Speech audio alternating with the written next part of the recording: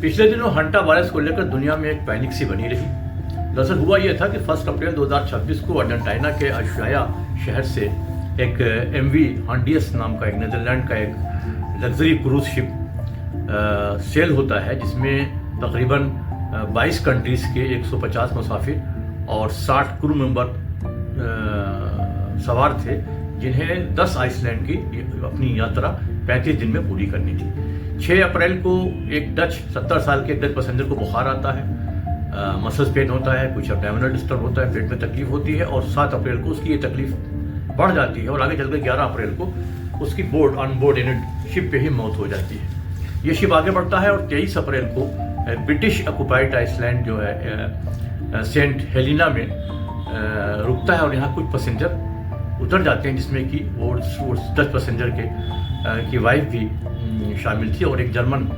Lady भी थी, जिसका साउथ अफ्रीका के हॉस्पिटल में आगे चल के मौत हो जाती है। कुल मिला जुला के 9 लोगों को ये इन्फेक्शन होता है हंटा वायरस का, जिसमें 3 की मौत होती है और 6 को ICU में, हॉस्पिटल में ICU में रखा जाता है। आगे चलकर 11 मई को ये इवैक्यूएट किया जाता है कैनरी आइसलैंड स्पेन में ये शिप, और जहाँ जो और सारे मुसाफिरों को उतारा जाता है और उसमें ज़्यादातर फ्रांस, इंग्लैंड और US के मुसाफिर पैसेंजर होते हैं, जिन्हें उनके देश के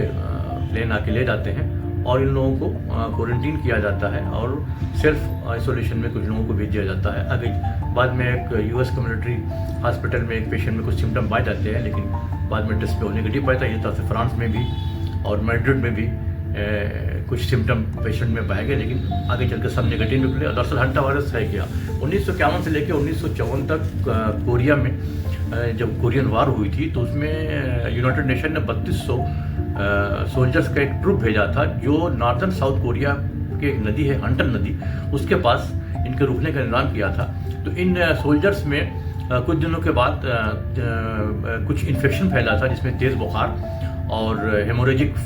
फीवर, यूरिन इन्फेक्शन और बाद में चल के इनका किडनी में प्रॉब्लम आई थी और तकरीबन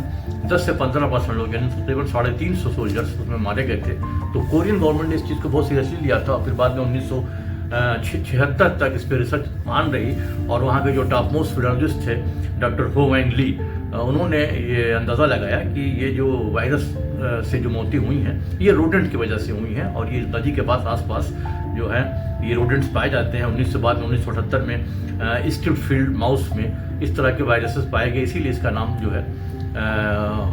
है वो हंटा वायरस दिया गया, क्योंकि इसका ये कोरिलेट किया गया हंटा रिवर से। अब इसके बारे में डॉक्टर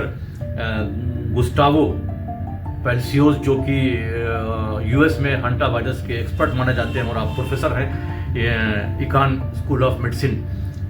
माउंट सिनाई US में, आपका कहना है कि किसी तरह की कोई पैनिक की ज़रूरत नहीं। हालांकि WHO के डायरेक्टर जनरल डॉक्टर टेड्रोस एडहानोम उस समय बहुत एक्टिव थे और सोशल मीडिया पर भी उनके रोज़ पैगाम आ रहे थे और बाद में जब ये 11 मई को जब ये शिप डॉक हुआ था तो उसके बाद आपने कॉन्फ्रेंस भी की थी स्पेन मैड्रिड में। लेकिन कुल मिला जुला के डॉक्टर गस्टावो पेल्सियो का कहना है कि ये हंटा वायरस कोई नई चीज़ नहीं है और तकरीबन 1.5 लाख लोग हर साल इस वायरस का शिकार होते हैं। इवन इंडिया में भी 2008 में एक बॉम्बे में एक डायग्नोस्टिक लैब में एक लैब वर्कर की मौत हुई थी और 2016 में केरला में भी एक मौत हंटा वायरस की वजह से हुई थी। डॉक्टर गास्टाव का कहना है कि इसमें कोई पैनिक की ज़रूरत नहीं और इस तरह के वायरस पहले भी आए हैं और आगे भी आते रहेंगे और ये कोई लिथल नहीं है, कोई ख़तरनाक नहीं है और बहुत ज़्यादा ट्रांसमिसिबल भी नहीं है। हालांकि जो ये ट्रांसमिशन शिप पे हुआ ये इसमें ये दिखाई देता है कि जो जो डच लेडी थी और चूँकि लोगों से बातचीत में ज़्यादा इन्वॉल्व थी तो उससे फैला और इसीलिए जो अर्जेंटीना की सरकार है वो ब्यूनस एयर्स में इसकी मीटिंग भी हुई है और इस पर रिसर्च भी चल रही है कि ये डच कपल अर्जेंटीना में कहाँ गया था। तो बहरहाल फिलहाल हंटा वायरस से घबराने की कोई ज़रूरत नहीं है। बस वो लोग थोड़ा सतर्क रहें जिनके घरों में चूहों का आना जाना ज़्यादा है, वो जब भी घरों की सफाई करें तो चूहे ये मास्क लगा के घर की सफाई करें, इसलिए कि ये मेन तौर पे ये जो चूहों के जो ड्रॉपिंग्स हैं और यूरिन है या सलाइवा है इनको इनके ड्राई होने से जो इसमें से गर्द उड़ती है वो अगर रेस्पिरेटरी ट्रैक्ट में चली जाए, सांस की नली में चली जाए, तो ये इस पर सीरियस इन्फेक्शन हो सकता है। लिहाजा हम सबको घबराने की कोई ज़रूरत नहीं है और ख़ुद को महफूज समझें। मैं शोभ रहमान, इत्तला न्यूज़, हैदराबाद।